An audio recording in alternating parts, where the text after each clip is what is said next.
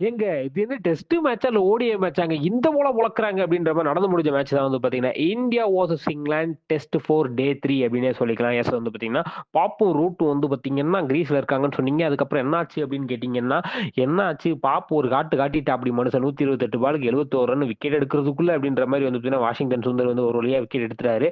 அதுக்கப்புறம் Harry Brook வந்தாரு. அவர் விக்கெட்ட டக்குனு வந்து பார்த்தீங்கன்னா, வாஷிங்டன் சுந்தர் 3 ரன்னுக்கே காலி பண்ணிட்டாரு. அப்பாடா! வி ஆர் பேக் டூ த மேட்ச்சா அப்படின்னு இருக்கும்போது வந்து பார்த்தீங்கன்னா, கிழிச்சிங்க அப்படின்ற மாரி வந்து பார்த்தீங்கன்னா, ரூட் எடுத்து விட்டு போயிட்டு அப்படி மனுஷன் வந்து பிரின்னு பிரிச்சு மேய்ஞ்சிட்டு அப்படி 14 4 248 பாலுக்கு 150 ரன்ன்ற மாதிரி அடிச்சு வந்து பாத்தீங்கன்னா ஹையஸ்ட் ரன் ஸ்கோரரா வந்து பாத்தீங்கன்னா டெஸ்ட்ல வந்து இருக்காரு சச்சின் டெண்டுல்கர். ஆமா 15,000 ரன்னோட. அதுக்கப்புறம் ரிக்கி பாண்டி இருந்தாருல அவர் சாதனையும் முறியடிச்சிட்டாரு. 13,000 சில்லற ரன் தாண்டி போயிட்டாரு மனுஷன் அப்படின்ற அளவுக்கு வந்து பாத்தீங்கன்னா செம்ம performance by Joe root.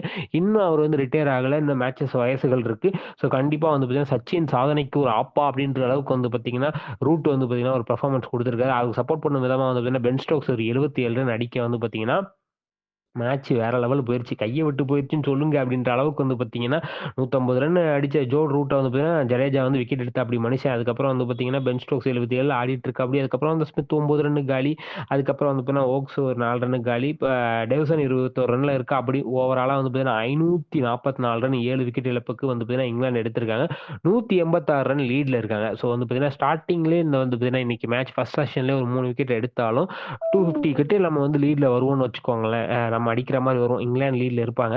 So 250 தாண்டி நம்ம அடிச்சு கொண்டு வரதுக்குள்ள வந்து பார்த்தீங்கன்னா, விக்கெட் லாஸ் இல்லாம ஆடணும். பிளஸ் வந்து பார்த்தீங்கன்னா, எந்த ஒரு என்ன சொல்றது டார்கெட் வந்து ஒரு 400க்கு மேல இருந்தா தான் வின் பண்ண முடியும். ஸோ மோஸ்ட்டா இந்த மேட்ச் வந்து பார்த்தீங்கன்னா, டிரால போற மாரி தான் இருக்கு. இருந்தாலும் வந்து இங்கிலாந்து விட்டு குடுக்க மாட்டாங்க. ஃபைட் பண்ணுவாங்க. அப்ப நம்மளும் ஃபைட் பண்ணி தான் ஆகணும். ஒரு பரபரப்பு, விறுவிறுப்பு, சுறுசுறுப்பு இருக்குமான்றத பொறுத்து இருந்து பார்ப்போம். இந்த வீடியோ உங்களுக்கு பிடிச்சா லைக் பண்ணுங்க, ஷேர் பண்ணுங்க, கமெண்ட் பண்ணுங்க. மறக்காம தினமலர் சப்ஸ்கிரைப் பண்ணுங்க. நன்றி. வணக்கம்.